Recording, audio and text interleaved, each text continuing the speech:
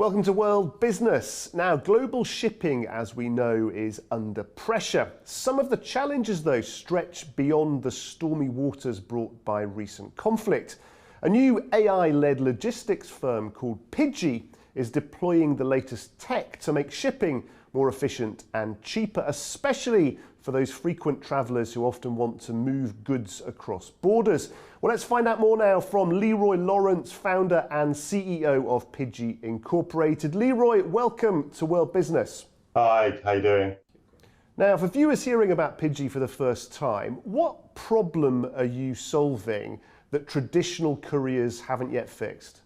Well, we find that couriers are typically pretty good at their job, whether they're local couriers or they're international couriers. The problem is before that information gets to the courier is where the issue stands. Whether they're merchants or they're customers or they're 3PLs, getting across what could be quite complicated scenarios to avoid last minute costs and customs fees can be quite an issue. So we use AI and agentic AI to allow you to just speak like speaking to a human like we're speaking right now, to get across what could be complicated orders or what might even seem to be simple orders but have things you haven't thought about which make it problematic later on very, very simple. And that happens by speaking through our AI platform, but also AI and machine learning in the background being able to figure out what problems might be being caused in that order process. And your platform combines AI with international shipping. Where exactly does artificial intelligence improve the process then?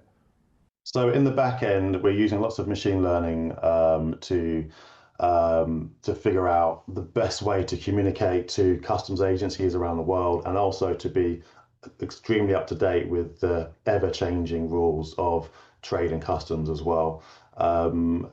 You being able to speak, just like I said, just like a normal human being in very simple terms is great. Having just saying I've got this product that I need to send from A to B is great, but you're unlikely to understand what rules have come into place yesterday. Our systems know all of this, it learns it very quickly, and it makes changes to where the changes need to be at the right time frame for the right parties involved. So is Pigee fundamentally a logistics company, a technology company, or some kind of marketplace? I often say that we're technology over logistics. We could be described as technology over commerce as well, probably more realistic. So we don't physically touch anything generally. We don't move anything. We don't have warehouses. We don't have our own delivery drivers.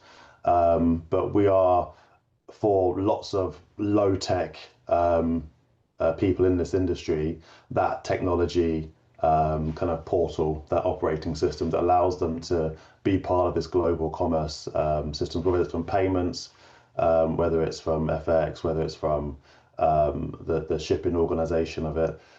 We allow them to do their job by being that technology, that operating system for anyone, anywhere. And so we're definitely technology over commerce and logistics, I'd say. Now, cross-border e-commerce just keeps growing, doesn't it? Where do you see the biggest gap in the market right now? The biggest gap in the market is really probably in the emerging markets, I would say, where lots of people are still using Excel spreadsheets. So I say in the emerging markets, that happens here as well. People are still using Excel spreadsheets to get things done. People find it a real minefield. Yeah, we like to not ignore people who are in markets which do get ignored. We want to make sure that they can be benefiting with their products to people in other parts of the world.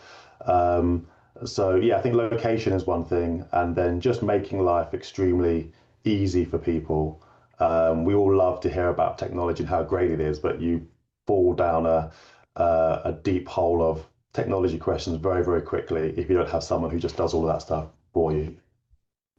Tourists that often buy abroad and struggle to carry what they've bought home, don't they? How big is that opportunity commercially, do you think?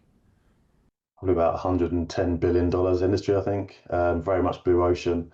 It was, I mean, I as an individual, as a customer, is how I ended up on this journey in the first place, having this disgruntled customer experience of just wanting to know that I could trust that seller, that merchant, to send that thing home for me. So that was my initial kind of entrance into this industry. Speaking to people, it happens to everyone, but that's not really research, just speaking to people. Research as well is just trying to understand the fundamentals in this market, how much has been missed by not covering it as well. Pigee's grown far beyond that. Like I said, we're very much an operating system that touches every part of the logistics industry and the commerce industry. But by fixing all of those parts, we look back to fixing this initial tourist-focused problem, which is I found something unique. I want it to be at home in my living room or in my kitchen or my dining room. How can I get it there in a way that I can trust? And if I do get it back home to myself, maybe I want to set up a business back home selling these products to someone else as well. How can I do that in a really easy way without having to get a degree in kind of international commerce? And that's what Pigee does for people. So Leroy, who is your main customer today? Retailers, travelers, or delivery partners? So we normally deal with merchants. That's our number one customer. A merchant who wants to send something internationally, that's our prime customer. We also deal with shipping agents, with 3PLs, local couriers, and individuals. So we're quite broad in who we reach. But yeah, but the merchant who wants to send something abroad, and they might be that they're in England selling their art, and they want to send it to America, which is a very common flow that we have. Or it might be someone in Zimbabwe or Timbuktu who wants to send a unique product as well. But yeah, the merchants is what we really like. They don't have to be, they can be someone who's a massive marketplace selling things in the thousands, or they can be someone who sends 10 things a month. It's just giving them that very clear access is what we're trying to do. Now, you've entered a pretty crowded field with some major players already dominant. What makes your model competitive? First of all, we remove costs of anything when you first kind of on board with us. There's no setup costs. We don't try and reinvent the horse where we want you to pay lots of SaaS costs and fees. We're very easy to deal with. We're very responsive. We love developing stuff as well. So if your business needs something a little bit unique for you, we don't mind. As long as we can find a business case for it, we don't mind working on that to make it work for you, because the chances are it's going to work for other people in your marketplace as well. And we can develop things really quickly. When it comes to dealing with the really big players, that's the opposite end of the extreme. They really don't move a millimeter as far as solving the unique problems that you might have as a business or as a region. So our kind of flexibility is one thing that makes us unique. Constantly being in conversation with different merchants as well means, like I said, we're very responsive. Yeah, to be honest with you, we get lots of really good feedback. We build lots of really close relationships. Maybe we won't be able to do this 10 years from now as we get bigger and bigger, but for right now, people who want to, make more money from their business, this is the right time to speak with us rather than speaking to one of the big kind of behemoths of this industry. Scaling logistics, of course, is a pretty expensive business, isn't it? What does growth look like for you over the next 12 months? We want to build a really repeatable engine.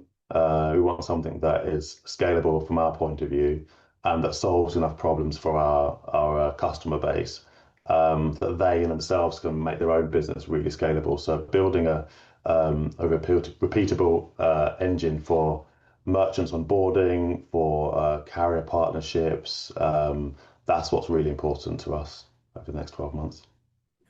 And with trade routes shifting, supply chains under pressure, is this the right moment to build a business like this?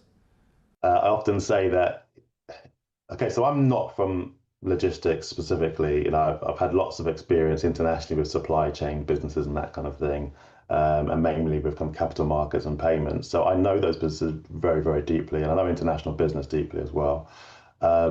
If I had been someone who'd worked at DHL or something like that, and I could see everything from end to end, I probably wouldn't have got involved with this business. And that's why I'm not currently involved in a business that is in capital markets, for example, because you're hit with so many things that can go wrong. It kind of disheartens you before you even get out of the gates and get started. So being a bit naive is really a benefit for an entrepreneur, because otherwise you wouldn't do it.